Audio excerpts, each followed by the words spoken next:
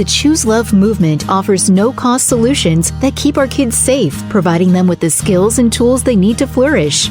Join us in our mission to create the world we want to live in, one that's connected and compassionate. Check us out at chooselovemovement.org. Together, we can choose love. This is the Choose Love Movement podcast. This is me just meeting incredibly interesting people and wanting to share them with the Choose Love community that now spans throughout the United States, Canada, and the entire world. And I met you recently through Anna Barsotti, who is the community and education coordinator in Canada. A friend of mine now. She attended every book club that Choose Love had, and she's just an amazing person filled with ideas, wanting to be part of the solution. And so she had gotten together a group of leaders, community leaders, really, that are interested in safety, health, and well-being for children to discuss where we are and where we're going. And of course, she knows that is, I have a one-track mind for that. For the last 10 years, since my 6-year-old son was murdered in his first grade classroom at Sandy Hook Elementary School. And you shared your story, and I was fascinated by it, Rick. So thank you so much for agreeing to come on the Choose Love Movement podcast and share your story with us.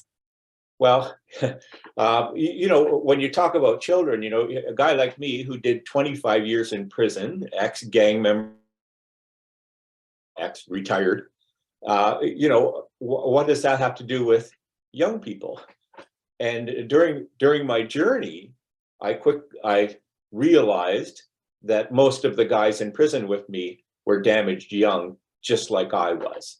And so we were created, most of us, in that 11 to 15 bracket where we were, that's when we started presenting with our issues, right? And then if we went off the rails there, now we're 35-year-old guy in the penitentiary, but I grew up in Ridgeway, Crystal Beach, which is just down the road from where I am now, ADHD boy, dyslexic. But the thing is, in the 50s, we didn't have those terms. Mm-hmm. We had nut bar. That's what I was called, because you couldn't control me, right? Or you had difficulty controlling me. When that was okay up to a certain age. And just to let you know how bad that was, how difficult that was, at 10 years of age, my parents put a life insurance policy on me because they didn't think I would survive. At 20 years of age, when I had a Canada-wide warrant and the police were looking for me, armed and dangerous, they put another one on me. I didn't find out about those policies until they both passed away. And I found the policies. So it just shows you how weird I was, different. But I guess you were a risk taker, it sounds like. I was a little warrior, big time. I would, just to give you an example, I would ride my bicycle and see how long I could keep my eyes closed. And I would count to 10 and I'd open up again. And then I'd count to 15. And I woke up underneath a car. I drove right into a parked car and was unconscious. And so that's just one of my things. I fell in a pool playing on the ice in the winter, and that was when I was 10 years old. So, and then they pulled me out blue and brought me back. So, but when I say ADHD, remember that's a spectrum, and it varies. And I say my H is not hyperactivity; it's hypersensitivity. I felt everything. I remember being young and thinking I'm different. There's something I'm not the same as the boy next to me, and that even things like playing sports, I would get too excited and start laughing out loud and inappropriate because it was too much stimulus. But I didn't know any of those things. I just thought I was a bad kid and I didn't learn well. I had a hard time learning. Then the bullying started. Grade 5, grade 6, the bullying started. You're different, right? Mm-hmm. And, in hindsight, I can go back and look at, like, I'm 66 years old. I can tell you the first and the last names of my bullies and go show you the house they lived in. It has stuck with me all of these years. The low self-esteem, the close your mouth, you mouth breather. Getting stabbed with pencils. So I still have the black dots, the blue dots on the back of me where the carbon broke off inside of me. Things like that. And then what happened was that starting high school, I got groomed. There's predators out there that can spot damaged boys. And I got groomed by a junkie who was working on a sports car I would talk to, and he was so polite and nice. I didn't know what drugs were, and hadn't even smoked a cigarette. And he took me for a ride one day on the pretext of his car being running. And, I thought, this is the coolest day of my life. And it was the worst day of my life. I was injected with methamphetamine and heroin that night. And it took 3 days to even come down from that. I had projectile vomiting, and I was sexually assaulted. And, and 15, the worst year, I did 25 years in federal prison. My year of 15 was my worst year. And then again, sexually assaulted and hurt badly down in the States, and started cutting myself, an affective disorder. Didn't know what it was, didn't tell anybody about it, never heard about it. I only have a grade 8 because I started grade 9 and quit because of the drug use. And by the way, I'm entirely tattooed. I have like 400 tattoos or one, kind of, depends how you look at things. But that was my cutting. I could, because I now feared men, I'd been hurt twice by men before I'd ever had a girlfriend, by the way.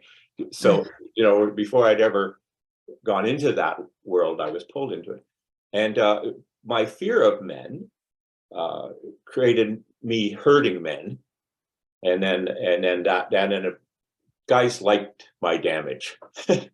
If you can throw me in a building and I'll come out because I'll attack everybody in there, there's a value to that. And I became part of what's called a wrecking crew. We robbed other drug dealers and criminals. And by 19 was one of Canada's most dangerous men. At 21, I went to the penitentiary for armed robbery ×3, weapons ×4, assault, police escape, custody, and possession of narcotics under gangsterism. And got lost in that world. At 15 years in, I got out and lasted 5-6 weeks, right back in again, because you're not healed. Right? I didn't do 15 years. I did 1 year 15 times. Right. Meanwhile, the world was going by. So you went back into the gang that you had joined previous to going to prison? Yeah, I never left that. Okay. It was all the way along. But, for somebody like me, I belonged with them. I felt that was where I fit. That's where I wasn't attacked. That's where I wasn't, and so, give my life for them, which I did, right? 25 years is somebody's whole career, right? You did. But when I went back to prison at 15 years, when I got out, went back in, not only did I go back to prison, but I hit my bottom. Now, my bottom isn't getting shot. I've been shot before. My bottom isn't going to prison. I've been to prison my whole life. My bottom was my mom was afraid of me. My mom ran to a motel room when I came near her. And that my mom was afraid of me was too much. That was the bottom line, because she was the advocate in my corner my entire life. My mom was Anna Bursanti. You know what I mean? Like, she cared about me. And then what made the change? What made the change when she was such an advocate, probably through a lot of your difficult times? Why did she start becoming afraid? Well, because I was carrying a gun. And my thing, we were warring. The motorcycle club I was with, warring was another big one. And everybody knows about the notorious two chat club. And so I thought better to be found with one than without one. But when I went back to jail, I decided that I would commit suicide, because that's it. Like at 36 years of age, I had no peers. They'd all died of drug overdoses and the violence, right? All my crew was gone. And my mom was afraid of me. And so I decided to take my own life. And instead, I cried out to God and said, let me be the guy on the cross next to you and go to heaven on grace. The guy on the cross who agreed with you, because I love the whole concept of forgiveness and love and, all that kind of thing. But I was lost in this world. And that's when things changed, like miracle stuff, like not, just I started seeing things differently and moving in a certain direction. And then all of a sudden things started happening where when I went back to jail at 15 years in, the judge, I got caught with another gun. This is my third, like I have 12 years of my sentences for guns. They wanted to give me double digits now, more than 10 years for the gun. And the judge just read them the riot act and said, when he was 21 years old and was deemed a ward of the crown, you're responsible for him. You created him, fix him, get him into treatment. So by the judge's order, they now had to do something with me. And so I got sent to Sault Ste. Marie, drug treatment for a year. And this is probably something you remembered and was unique. I had a little pregnant psychologist, and she would talk to me about the Blue Jays. Never asked me, I had to see her twice a week. And one day she said to me, look at all the scars on you, on your arms and everything, you're a cutter. And I said, I'm not a cutter. And she says, you're a cutter and you're a bullshitter. And if it was a man, I would have punched him probably, but it was a little pregnant woman. And I looked at her and she said, would you write out one cutting incident and give it to me? I'll never ask you about it. And so I wrote out one to her and folded up and gave it to her. And she put it in her pocket. And we talked about the Blue Jays. And at the end of our session, she said, could I have another one? And she healed me non-verbally. Not once did we talk about anything except the Blue Jays. When she came back, when I was ready to go back to prison, she came back and saw me. And I said, oh, are you back? And she said, no, I'm just back to see you. We need to go to one other place before I send you. And I said, where? And she said, who raped you? And I said, no man's ever raped me. And she goes, again, write it out for me. And so here I was. It was 1971 when I was raped and stabbed and almost killed. And here it is, 1995. And it's the first time I ever told anybody on paper. And it still took a couple more years after that for me to verbally do it. So you can see the Me Too movement, like it exists for men too, right? Like that long period of time where you just sit in this place. And I said to her, how did you know? And she says, this is purely anecdotal, Rick, but cutting and sexual assault in young men, 100% correlation. And when she said that, the penny dropped in my head where I went, oh my God. Because when we get locked down in prison, especially if you think of Shawshank Redemption, the old prisons I was in, like the bars, the nurses would go around at night and give guys their medication through the bars, with the guard standing next to her, and they would hold out their arms and she would stitch them up. We're 50 or 60% of us were cutters coming in. So I said, oh, they're me. And that's when I started getting that, could I help? If I get to survive, could I help? But I didn't know how. I had a grade 8. Now my heart was starting to change, right? Started going from hate to love, right? That's that. And I remember a professor coming in from Queen's University, because we were in Kingston, Ontario, and there's a university right next to us.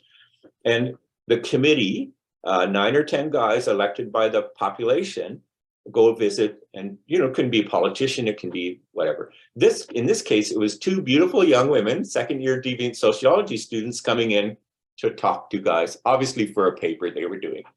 And their professor came in behind, 80 years old, hair comb with a stick, one arm didn't work, one leg didn't work, had a couple bullet wounds on him. And I went, that's an old soldier. And so I went over to him and I said, are you an old soldier? My grandpa died in the Second World War. He's buried in France. And he said, Sniper, Belgium resistance. And we spent 2 hours, him answering all my questions about, I couldn't believe it. At the end, we're ready to go. All my friends have new girlfriends, and apparently. And he said to me, you seem like a smart guy, Rick. How come you don't have a university degree? And I looked at him and I said, I'm not very smart. I'm learning disabled, and I have a grade 8. And he said, I'll help you get a GED, and together we'll challenge Queen's University. And you'll do a degree in my department through correspondence. And when you graduate, I'll have your Queen's ring waiting for you. And he shows me his Queen's ring. And I thought, that's the most senile guy I've ever met in my life. And the next day he showed up and talked to security, and I had to go down, sign paperwork, and he jumped in my life. And that guy, 3 years later, I became the 17th person in Canadian history to get a university degree inside a penitentiary. I got a degree in psychology with that guy. And you know, that guy died before I got out. On one of my passes, I got to see his wife, Helen. And she's, how do I thank you? Do you know what I mean? How do I thank you for your, and she says, you won't understand this right now, Rick. The other way around. He looked for somebody like you his entire life. He said, you could give me somebody at zero and I can take them. And I thought, you know, all of these things, his name was Wilfred Van de Ven. I'm Wilfred now. It's my turn. I'm the old guy, you know, because of guys like him. And so it really was teachers that made me pro-social, that started work now, because I was interacting with teachers. And teachers weren't looking at me like a gang guy, weren't looking at me like a convict. They were looking at me like a person who wanted to learn. Mm-hmm. And so I had this incredible desire to learn. And my wife is my teacher, my old teacher. She was part of the group in the prison who, during Teachers College, she started doing work in different places. And that group is the one that came around me. And then she helped me edit my first book, where I wrote about what happened to me. And we fell in love, and she waited for me, and I'm now married to her. She's part of Truth for Teens, what we do, Ozzy's Garage, what I do, right? So that's amazing. Yeah, that's an amazing story. How important do you think that the psychologist that sat with you, that talked with you about Blue Jays, was that a shared love that you both had? Did you love birds, or why did she choose? Okay. Sorry about that. The baseball team in Toronto is called the Blue Jays. Okay. That's a I get that down. Okay. Totally. Yeah. So she met you on your level and had something that you guys could communicate about. Exactly. And that's what I do with Ozzy's Garage, right? Where I build custom hot rods or Harleys with at-risk boys. It's something that piques their interest. And then that interest, now that's my foot in the door. And then, you know, it's relationship. Yeah. There's two, when I met you the same time you met me, and I just went, like a kindred, because people go, when I work in Native communities and unicultural isolated communities where they have different issues, I go in there with only one word in my head: love. If I'm not coming from love when this happens, if I'm not coming from love when this happens, if I'm not showing love when this happens, then why am I here? Because anybody can design a social construct. In prison, they design all kinds of things, right? And then as soon as you insert a human, it all goes to hell in the handbasket. But, it's that thing where if I can stand in love and get somebody to stand in love with me, now there's two of us, and then now there's three, now there's four, now there's, and it works. Like Anna can tell you, we did one 12 years ago up in Sudbury, where I was up there for about 8 months, where I went into the community and just, I don't look like other people. I'm not a cop. He's doing something different. He's caring about us, and he's sharing what's happened to him. And that's another thing I had to do is, when I started this, I can have no secrets. I can't have a little spot that's just mine. It all has to go to who's asking my questions. So you have to be very vulnerable doing this. But the rewards are, I'm 66 and I'm still here and alive and healthy and happy with lots of kids. And so it's cool.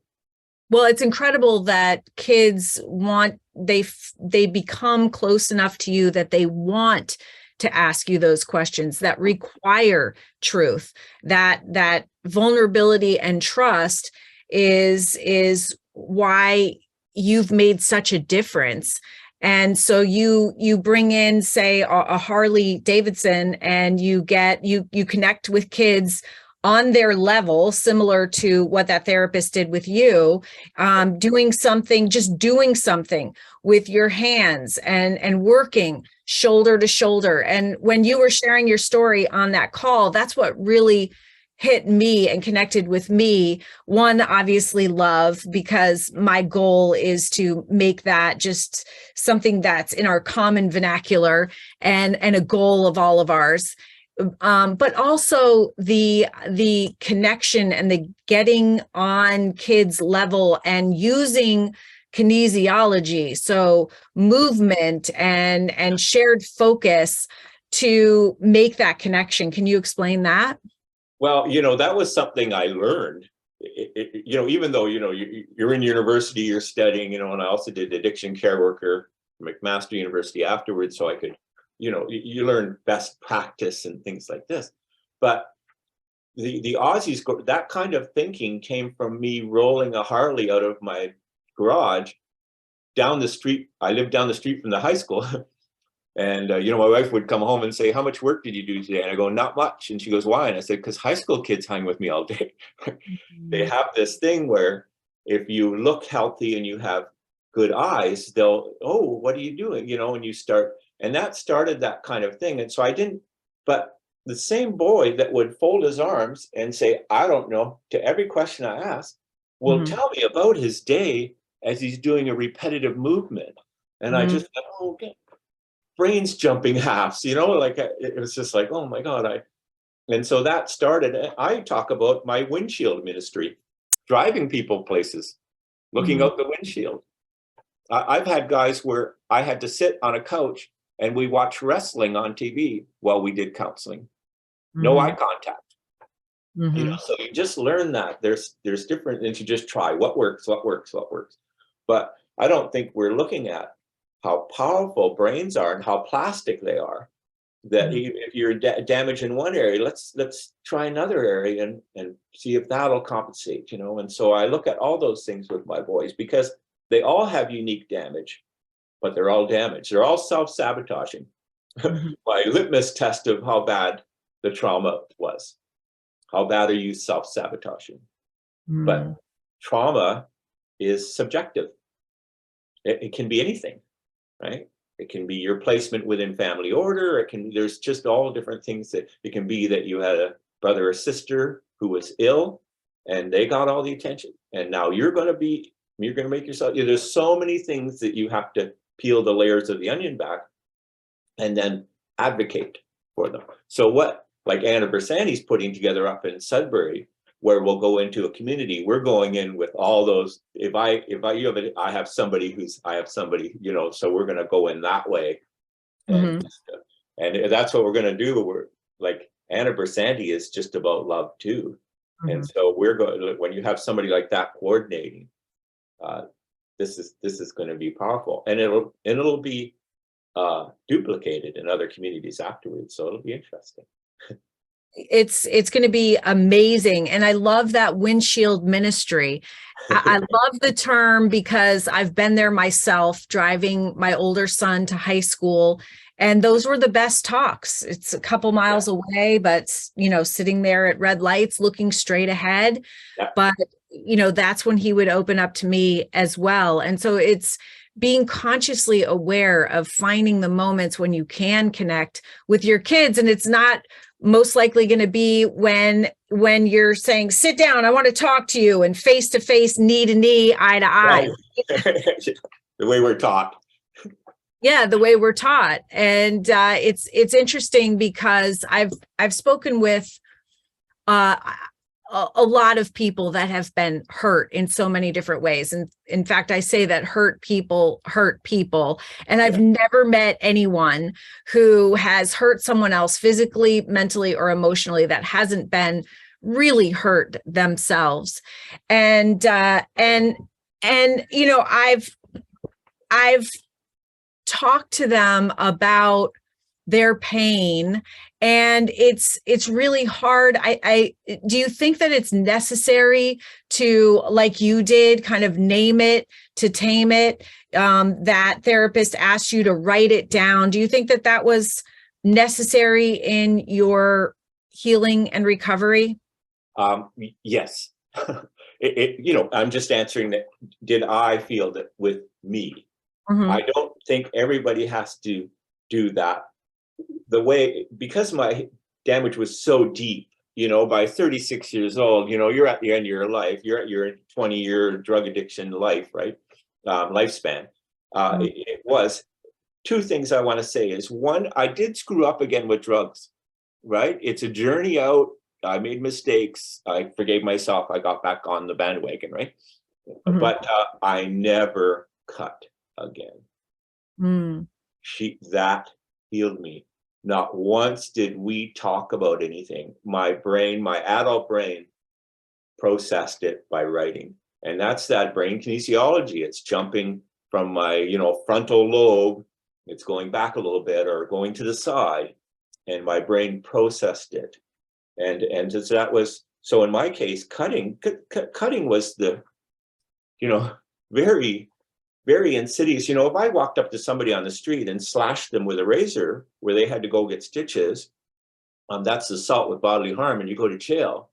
Well, I was doing that to myself regularly, cyclically, every 20 to 30 days.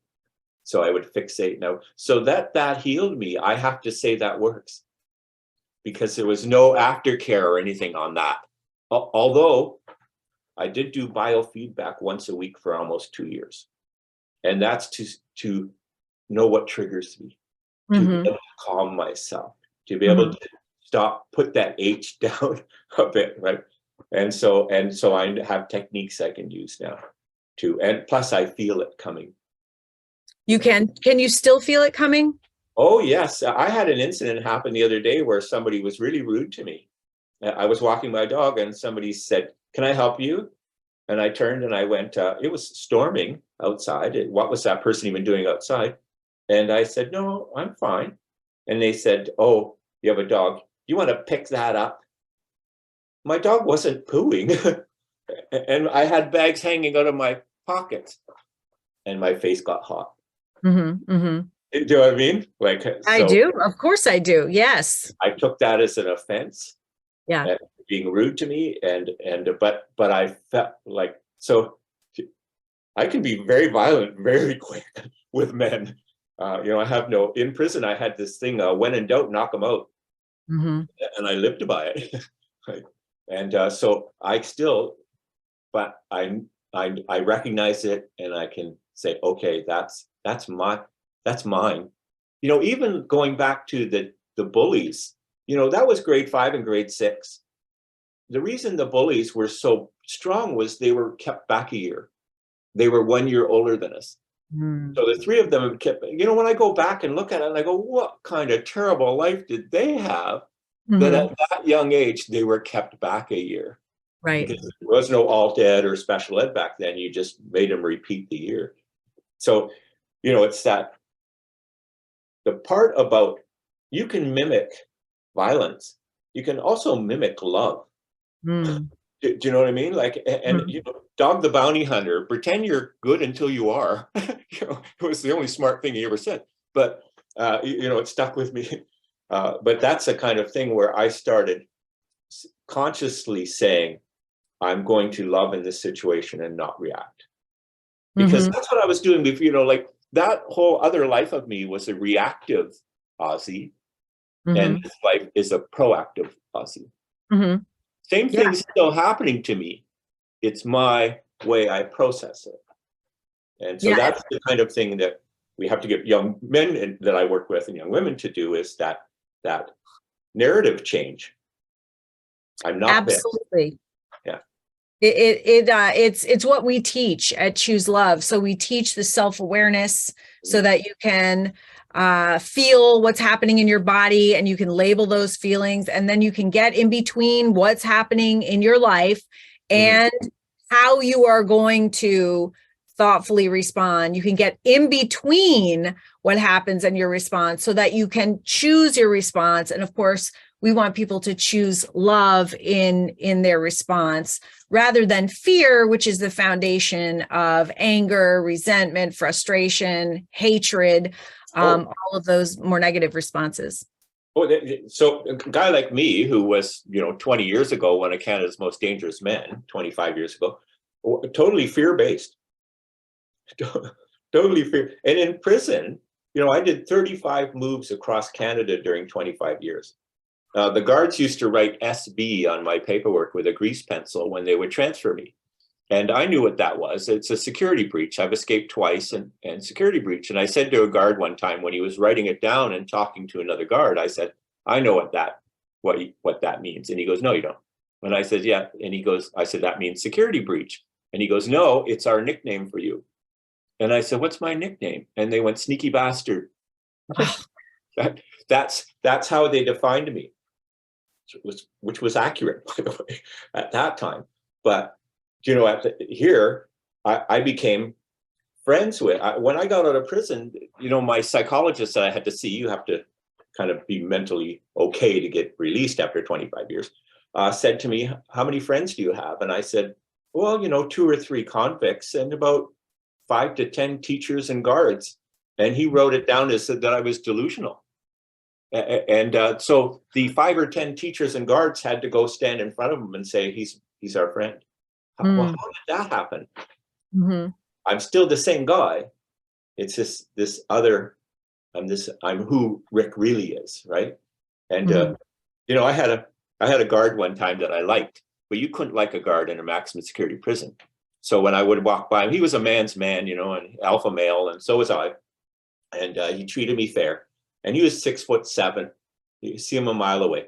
And I said to him one day, the difference between you and me?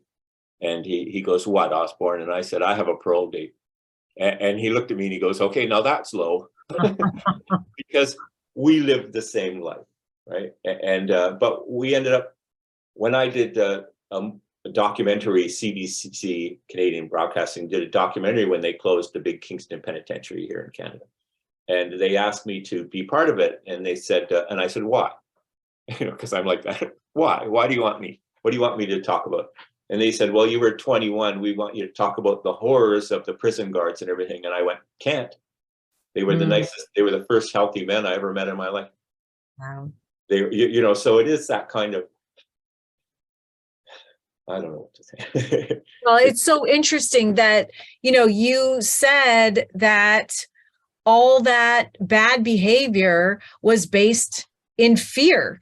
And I'm not sure that people really understand that because of, I don't know, narratives that our society gives us that the strongest survive, and that guns and brutality is strength, when in actuality that is based on fear. And can you explain that a little bit? Well, I had an incident happen about 10 years ago, 12 years ago, where a guy that, because I work on different reserves, some of the reserves are Category 1 land. In other words, they have their own weapon laws and stuff. So there's guns there, obviously.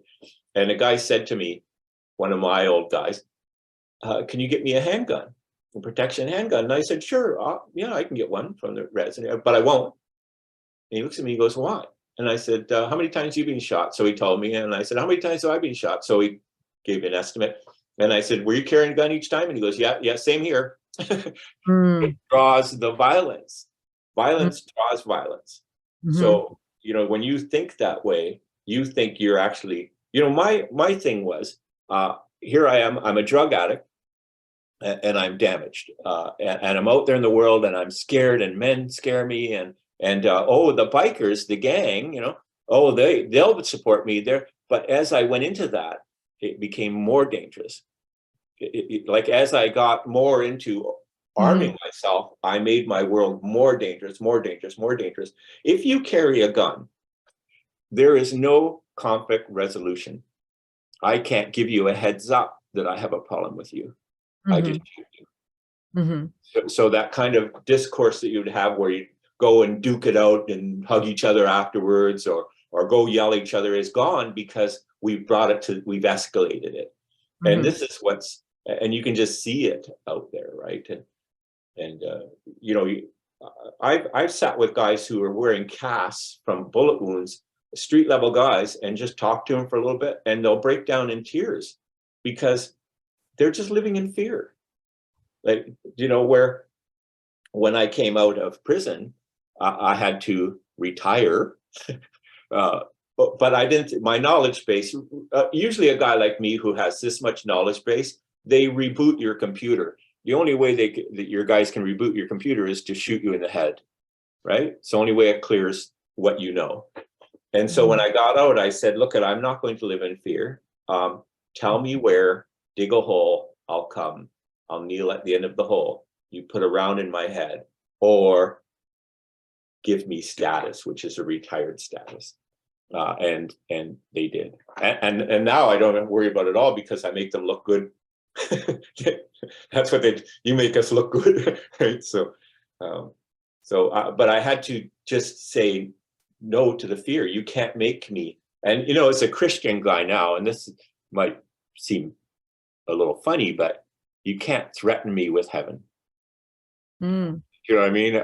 I've lived in hell on earth, and you can't threaten me with, if you're going to take my life, it's okay. And I think that's the ultimate love, is where you go, it's okay.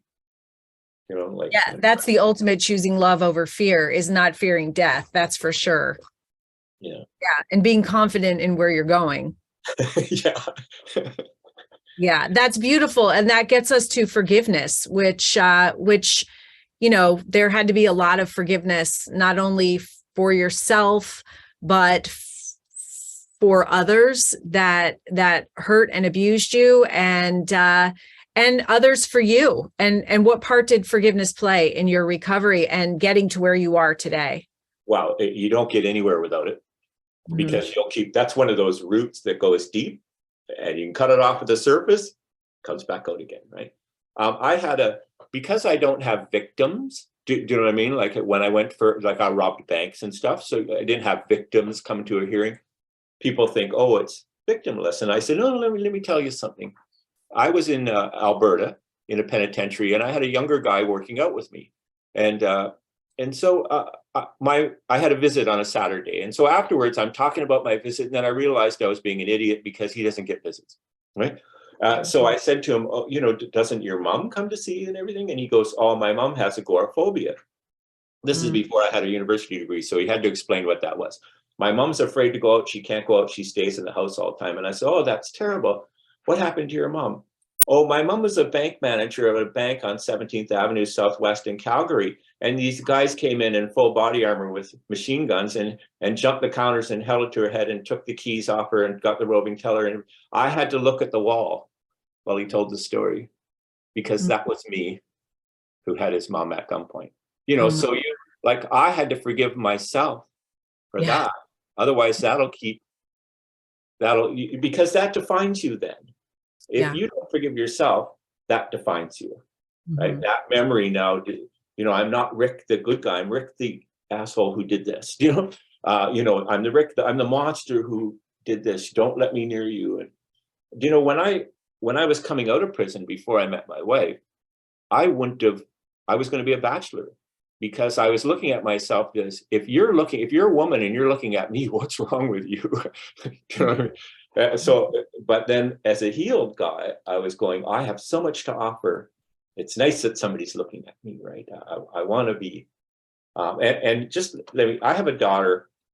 I have a couple kids. I have Nikki, I have other kids, but I have a daughter, Hannah, that was born when I came out of prison. You know, it's our daughter, and I carried her for 5 years. I don't think I put her down for 5 years. She would. And I don't know what people are going to think about this, but I remember laying with her as a baby, her laying next to me, and out of the corner of my eye, seeing blue light come out of her and come around me. And so it's the only time in my life I've actually seen the color of love. It's a light blue color. And it came out and came around me. And when I went to look at it, it was gone. And I turned away, it came again. And I've never seen it again my whole life. But at the time, I needed to see that. And so there was a lot of things that I had to, when she grew up, I had to tell her about my past and ask her to forgive me. But I had to forgive that guy in Niagara Falls. You know, I had to forgive my bullies. Otherwise, that hate sits like a little kernel and comes out somewhere else. And you know, we always hurt ourselves worse. Like people think, oh, you think about the guy who's doing a life sentence. We don't have death penalties in Canada. The guy who's doing a life sentence, how badly did he hurt himself? Yeah. Like he hurt everybody else, but how badly did he hurt himself? And in prison, so I was in prison for 1978 to 2003. I've seen lots of deaths in there. Not a lot, but a lot, and more than a normal person sees, and a variation, right? Overdoses, suicides, murders, right? And if somebody committed a murder and they got away with it, so I knew who killed so and so. I know that overdose of that guy was actually a hot cat, right? Do you know what that guy would do to himself within a year or so? He would commit suicide. Wow. He would, because we're not designed to. It's why I have such respect for soldiers, because soldiers are told to kill and then live with it. Yeah. And I think, even though that was a really harsh statement, it's what we're doing with our young people. We're going, I don't care what damage you had, live with it. Mm-hmm. It's what I was told in the 60s. Real men don't cry. Mm-hmm. Real men don't tattletale, right? Mm-hmm. And meanwhile, real men do. Damage don't, right? Yeah. Well, we have a crisis with our kids, young men and women, that is going on now. We talked about it happening in Canada and now throughout the US. Seems like one of the gentlemen that was a school safety expert was talking about how kids are losing confidence in adults, and even some bringing guns to school to arm themselves. And I'm not sure, I look at our attempts to help, and they just seem so reactive and focused on the problem and so negative. And so, I was so drawn to what you're doing, and I'm so happy that you say that it can and will be duplicated. Can you talk just a little bit more about the solution that you have created and are offering and what you're going to be doing? Okay, so I do a program called Ozzy's Garage. I've been Ozzy since I was 5. Right, Rick Osborne, my neighbor Russ called me Ozzy. It was easier to say than. And it's my grandpa. He was my uncle because my grandpa died in the war. So my great uncle took us. So that's my grandpa. So my grandpa's name was Uncle Erie, but I called him Cleary because I couldn't say those. And so that's how I got Ozzy. Ozzy's Garage is I bring a Harley up and we decide what we're going to do, custom that we're going to do, change the bars, change the tank, build a chopper, front end, different things. And, one young person will not want to do anything but hang around with me and talk about war stories.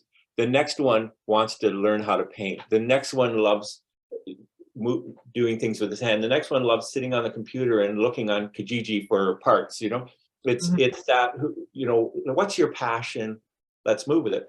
So, and that time I spend with them earns me the right to speak into their lives. Mm-hmm. Right? And so that's that. And then I become advocating since then. But I think they really need, like the ones that I work with, really need to see somebody damaged like them healed. Mm-hmm. Not theoretically, not. And, if you look at me, you can see my damage. My face is all scarred up. I'm an old fighter, and you can see all the scars on me. And it's obvious that I'm damaged, right? But now I'm healthy. How are you? And that's the thing is that, when I was so I turned my life around in prison. If I had a nickel for every guy who walked up next to me in the prison yard, eventually I would say, how the F are you like this? Mm-hmm. And we would start doing our walk. I had a guy attack me one time from another prison, and I hadn't seen him in 8 years, and he had just been transferred to the medium security prison I was in. And he got off the bus and said, "Where's Ozzy?" And he came to me and he punched me in the head as hard as he could as I was coming out of school. But the problem is, I'm a fighter. I ducked him and knocked him unconscious, and he was unconscious. And the guards came because they saw what he did and they're going to take him back to higher security. And I said, no, that's my fault. He doesn't know I'm a different guy. Give him a pass. So they went, okay, Ozzy, if you say so. And he ended up walking the yard with me one day, 3 years later, and saying, how the F are you like this? Mm-hmm. I got to share that with him. He's doing triple life. He'll never be out of jail. He's a monster. He killed a family during a home invasion that went wrong, right? Mm. I know he's a young man. He was a drug addict. He was desperate. He was all those kind of, now he's a nice man. And, I'll probably see him in heaven, like he's, but he'll sit there for the rest of his life. So it's just a way for them to, and it doesn't make sense. And that's another thing too. Addiction and damage it's not linear logic. And I think our programs are too linear logic. Mm-hmm, mm-hmm. The person it's not A, B, C, D, E.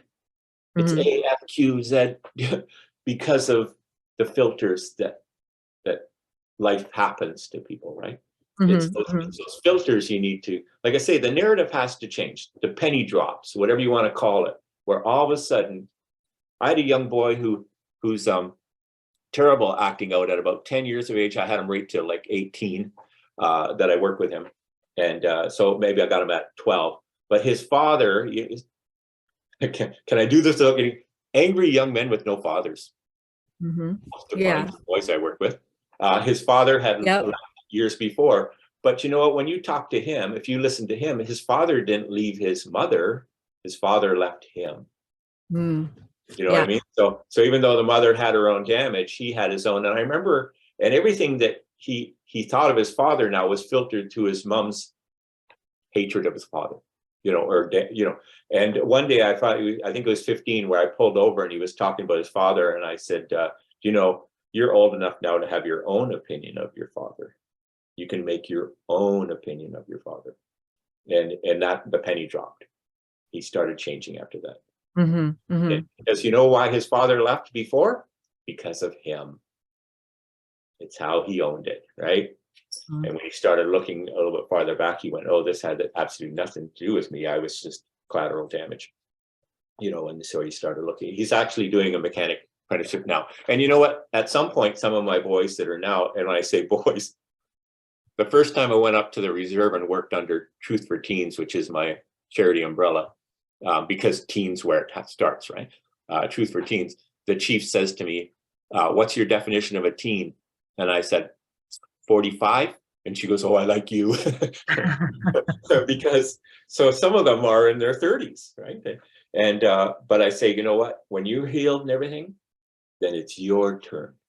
And that's what I'm hoping to replicate it, in that once you teach somebody how to love, they teach the next person how to love, right? Mm. But also that they see the strength that they have. And anybody, like what I do, you know what I do? I tell stories. You know what Jesus did? Everybody can tell their story, and you don't know who needs to hear it.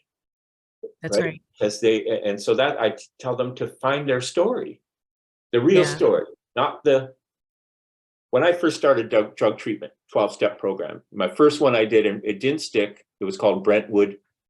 It was in prison. They had this thing called On the Wall. And so you would go sit in a chair against the wall, everybody be in a half circle, and you would tell a bit about your life, kind of like AANA type of thing. And I remember my first day, this guy sat up there and told about how he was running kilos of cocaine up I-95 out of Florida, and how he'd done so much money in all the exotic cars and just that lifestyle, and then how it fell apart, and how now his septum in his nose is gone because of the cocaine use and everything. And afterwards I went, and everybody, thank you for sharing. Afterwards, I go to the guy and I said, who ran the program, I said, this is not for me. And he goes, why? It's one day. And I said, I'm not going to sit here and listen to somebody bullshit the whole time.